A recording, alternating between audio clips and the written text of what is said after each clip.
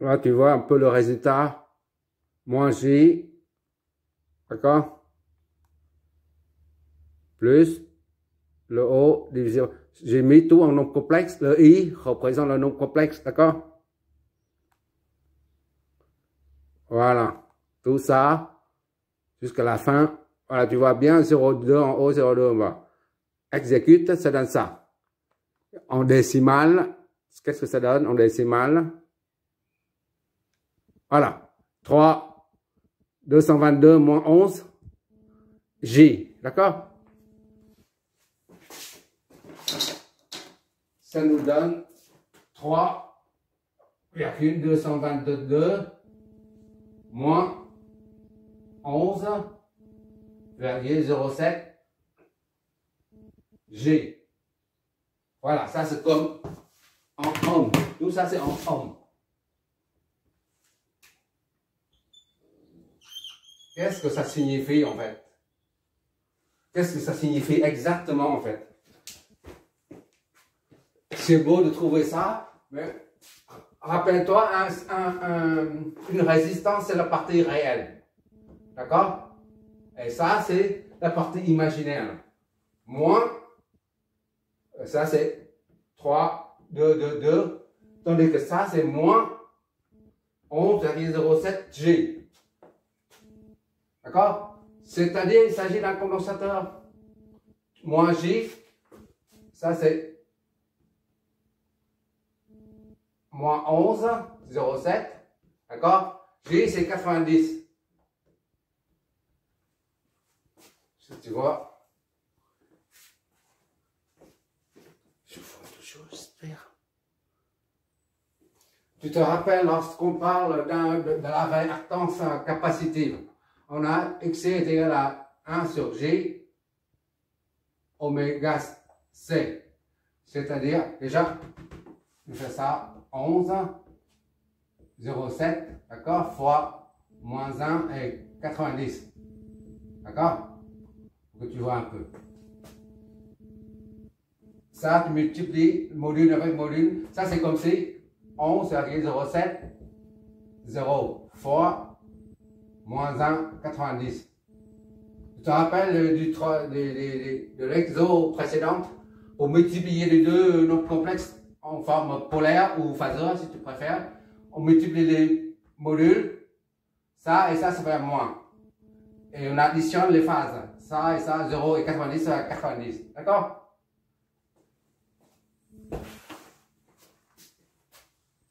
Ça équivaut à ça. 11,07, c'est comme si 1,07 et 0, d'accord? Or, on a dit que la réactance capacitive est égale à ça. C'est-à-dire est égale à moins G sur oméga C. D'accord? Est égal à 1 sur oméga C fois moins G. Or, G est égal à 90, on a dit plusieurs fois. D'accord? Donc, ici, là, XC est bien 1 sur oméga C fois moins 1,90. D'accord? Tu compares ça et ça. Moins 1,90, moins 1,90 et 11,07 représente 1 sur oméga C est égal à 11,07. Ça nous indique, ça n'a pas d'importance, mais ça permet de dire que moins 11,07 G qu'on a trouvé ici correspond à un condensateur. Autrement dit, là, ici, là, A nous donne le circuit équivalent. Circuit équivalent. Et ça, ZAB est équivalent à une résistance R qui est de 3,222 ohms plus un condensateur de Donc la réactance, c'est ça. C est de combien il faut calculer, il faut mettre ça dedans. La réactance, c'est 1 sur oméga C. C'est 11,07. D'accord? Tout ça, ZAB là, est composé de 5 éléments. Maintenant, on peut réduire ce circuit à celui-là. A, ici, et B là. C'est du pareil au même. AB se retrouve ici, AB. D'accord? Que ce circuit, tu réduis comme ça là. Voilà. A et B. 3,200 ohms plus C. Voilà. Ça, c'est 11. La réactance XC est égale à 11,07 ohms. D'accord? L'opérateur et le déphasage nous renseigne sur la nature de la réactance.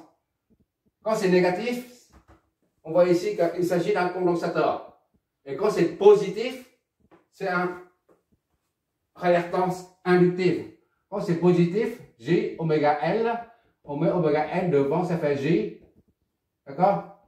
Donc oméga L fois 1,90.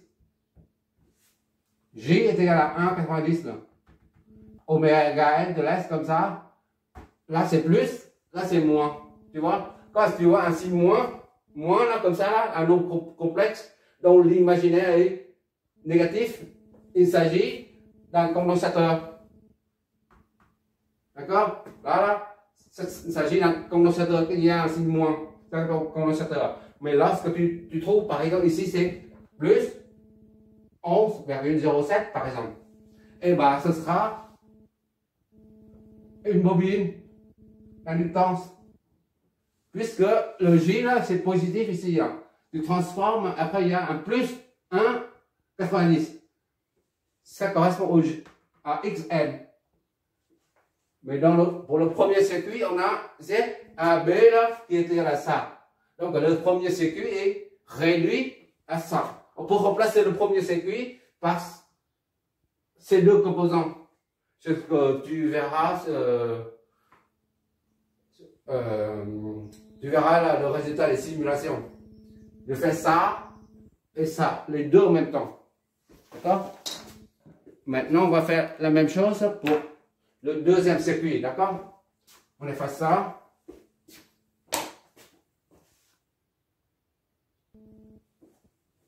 On va mettre ça oméga 1, c'est-à-dire l'impédance dépendant de l'oméga 1, d'accord? Oui, ici, premier circuit, ça c'est l'oméga 2. Pour le deuxième circuit, on va attaquer directement dessus. On va appeler ça AB, CD. C et D. Voilà. Maintenant, comme tout à l'heure, on a calculé ça. Maintenant, on va calculer ici, d'ici à là, la première branche, deuxième branche et troisième branche. D'accord?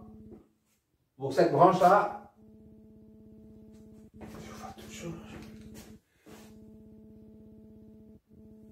ZAC là, AC est égal à X, c'est 1, le nombre complexe, plus R1. D'accord? Est égal à R1 plus ou moins J oméga C1. D'accord? Voilà. Donc, ZAC est égal à R1 moins J sur oméga C1. C'est notre première impédance.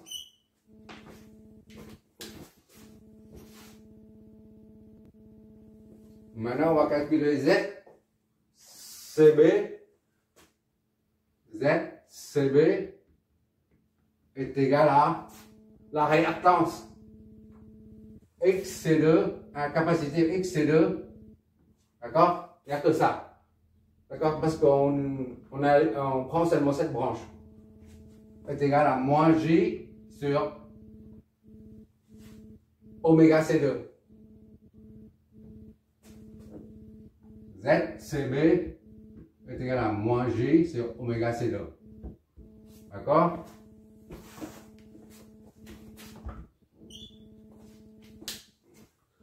Et maintenant, on prend ZCDB.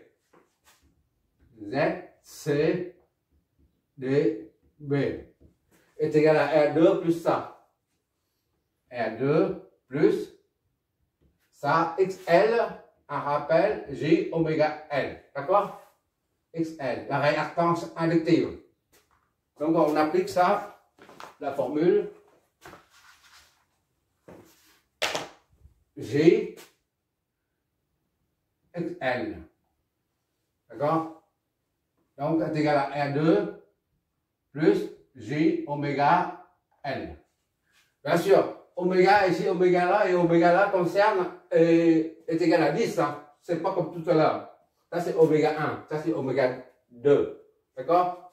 Oméga 2 est égal à 10 radians par seconde. Là, oméga 1 est égal à 50 radians par seconde. D'accord? Pour les deux sources différentes. Donc, ZCD B est égal à R2 plus J oméga L. Voilà, notre troisième. Maintenant, il suffit de calculer ZCB avec la combinaison des deux là. D'accord? Z, c'est la somme C si tu veux. Donc, somme C, B. Voilà. La somme de ça et ça en parallèle. Aux bornes C et B. Est égal à ça, CB là. ZCB parallèle avec ZCDB. CDB. D'accord? Je mets là. CB, CDB. C'est-à-dire ZCB produit sur somme. DB sur CB plus ZCDB. D'accord? Produit sur somme. Z somme CB. Et donc, CB c'est moins J sur oméga C2. D'accord? Fois ZCDB, c'est là. R2, CDB R2 plus J oméga L. D'accord? Le tout divisé par ZCB, c'est ça. Moins J sur oméga C2 plus produit sur somme. J oméga L. D'accord? CB. Et l'impédance totale aux bornes de AB, ce sera ZAC plus ça.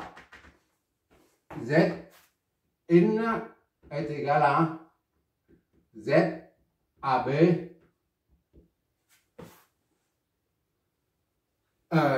oui, c'est ça. C'est égal à ZAC plus Z somme CB.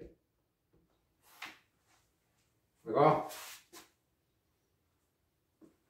Et donc, est égal à SAC, c'est R1 moins J sur oméga C1.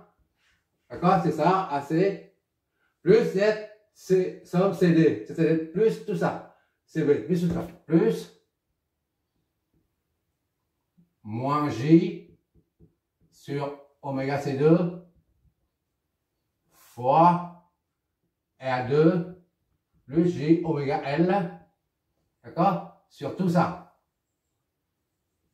sur moins J oméga C2 plus R2 plus J oméga L. Maintenant, il suffit de remplacer par le valeur. D'accord? Pour trouver Z en fonction de oméga 2, ZAB en fonction de oméga 2. On va remplacer on va calculer pour voir ce que ça donne. Calculatrice. On va mettre le valeur. R1 c'est 20 ohms. Z1 oméga 2 c'est la ZAB oméga 2. D'accord? R1 c'est 20. Moins J sur oméga 2 c'est 10 fois C1. C1 c'est 2 millifarads en farad. Voilà. Plus tout ça. Moins J sur oméga c'est 10 fois C2 4 millifarads moins 3 farads. D'accord? Multiplié par R2 c'est 50. Plus J fois 10, oméga c'est 10, fois L c'est 2. 2 Henri, je me donne, je vois pas, sur moins J, oméga c'est 10, C2 c'est 4. D'accord? J, okay. Plus R2, 50, J oméga L, plus J oméga et L. Voilà. Tout ça nous donne ZAB oméga 2, Zin oméga 2 est égal donc à, on va utiliser la calculatrice, sinon on s'en sort. C'est trop long. Voilà, tu regardes ce qui est en noir là. 20 moins J sur J ici c'est correspond à I. La calculatrice utilise la lettre I comme imaginaire, d'accord? Mais je vais te dire pourquoi j'utilise le J à la place du I. Voilà. Tout ça divisé par moins J sur 10 et quelques. Et enfin, voilà. Ça donne ça. Et en décimale, ça donne ça. D'accord? 32 et moins 76, 73 imaginaire. On va mettre tout ça. 32,376 moins 67 et 73,762 G. Tout ça c'est en ohms. J'aimerais bien ça tombe sur un plus parce que pour avoir un autre circuit, mais c'est pas grave.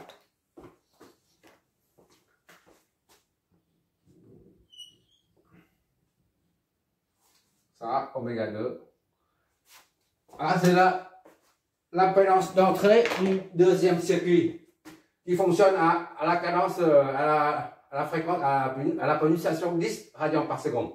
D'accord? Tandis que l'autre, c'est 50 radians par seconde. Voilà, ça est équivalent à ça. R est égal à 32. R est égal à une résistance de 32,376 ohms. Et puis, comme tout à l'heure, il y a un signe moins, un condensateur. D'accord? Donc, XC, réactance, est égal à 73,762. D'accord? Ohms. C'est pareil au même. Ça ou ça, c'est la même chose. D'accord? D'ailleurs, tu verras le résultat de simulation. Pour chaque circuit, pour le deuxième circuit, là, je mets ça et je mesure avec un ohmmètre. qui fonctionne à la fréquence 10 radians par seconde. Et après, je mets ça là, ce circuit avec un ohmmètre. Il fonctionne toujours à la même pulsation oméga. Et ça donnera le même, ici là, Z AB. Ou Z in. D'accord? De même ici, je mets le circuit, je mets l'ohmmètre qui fonctionne à 50 radians par seconde. Cette fois-ci. Bon, c'est pas ici. Et je mets le circuit équivalent qui est comme ça là, avec une résistance et un condensateur. D'accord? On peut convertir ça en farad, d'accord? 1 sur oméga C est égal à ça, 700. Donc C est égal à 1 sur 777, 762 fois oméga. Tu remplaces oméga par 10, et 1 sur tout ça là, ça donne la capacitance, ou la capacité du condensateur. D'accord? Idem ici. XC est égal à 1 sur oméga C est égal à 11,07. Là, je ne mets pas moins parce qu'on n'y a pas on met plus de l'opérateur imaginaire, d'accord? C'est pour ça c'est une valeur physique. Ça, c'est une valeur algébrique. Et à partir de là, tu déduis C, d'accord? C'est comme ici. Voilà, c'est terminé. Oui, pour les valeurs algébriques et les valeurs physiques, il faut qu'on en finisse une fois pour toutes. Parce que ça reste un peu flou. Et après la démonstration des formules en triphasé, on aura du mal à assimiler. Le cosinus, par exemple, la dernière fois, j'ai utilisé la dérivée pour montrer la valeur algébrique. La dérivée, c'est un accroissement algébrique. Tantôt c'est positif, tantôt c'est négatif. Maintenant, c'est beaucoup plus concret. J'ai trouvé la solution. Ici, c'est cosinus, par exemple, ou sinus. Dans le sinus, comme ça. D'accord? On dit que ici, parce que t est égal à 20 secondes, peu importe. 20 secondes. 20 secondes, hein. Je dis un exemple. Tu fais un projet qui sont ici, tu as 0,7 et 0,9 par exemple. D'accord? Et lorsque t est égal à, ici c'est 35 secondes. T est égal à 35 secondes. Il faut qu'on finisse une fois pour toutes les valeurs négatives et positives. 35 secondes. Et bien ici, là, à ce niveau-là, 35 secondes. Et tu fais un projet qui ça c'est moins. Ici c'est moins. Moins 0,04 par exemple. D'accord? Ça, ce sont des valeurs algébriques. Et maintenant, imagine, si les valeurs algébriques, moins et plus, existent seulement s'il y a un repère. Et supprime le repère, tout ça là. Il n'y a pas de moins, il y a plus. Or, tu vois là, il n'y a plus moins, plus du tout, plus rien du tout. Mais le EDF, la manège, enfin la turbine, le moteur tourne toujours. Et tu as toujours ça. Il n'y a pas positif ni négatif. Il y a une variation. Mais tant que tu ne mets pas de repère orthonormal avec négatif ici, positif là. Négatif ici et positif là. Tant que ça, tu poses pas ça dessus, il n'y a pas de valeur négative. Ça, c'est un phénomène physique. D'accord? C'est pour ça que quand j'ai dit la dérivée, parce que tu as mis un repère orthonormal. Et c'est pour ça que tu dis quand tu vas vers là, c'est plus la dérivée ici, par exemple, la tangente là. Tu vas vers là, c'est plus. Et tu montes en haut, ça fait plus. Puisque tu as défini un repère. C'est la raison pour laquelle il y a des moins et des plus. Et ici, quand tu descends, tu vas par là et tu descends. Ça, c'est négatif. Ça, c'est positif. Mais si tu montes sur une pente à 200 km à l'heure, d'accord? Et tu descends une pente, la pente de l'autre côté, 200 km à l'heure aussi. Que tu montes ou tu descends, c'est toujours 200 km à l'heure. D'accord? On ne tient pas compte de la pesanteur. D'accord? Mais seulement le signe de la dérivée nous renseigne sur le fait que ici, tu es en train de monter. Et ça, ici, tu es en train de descendre. C'est le repère qui te permet de dire, voilà, je suis en train de monter ou je suis en train de descendre, c'est tout. Tu supprimes le repère, tout ça, là, il n'y a plus de... Voilà, l'algébrique, c'est fini, c'est terminé. Il n'y a qu'une pente, c'est tout. Il n'y a plus de dérivée, il n'y a plus rien. Et pourtant, tu montes et tu descends. Physiquement, tu fais 200 km à l'heure. D'accord? C'est le repère.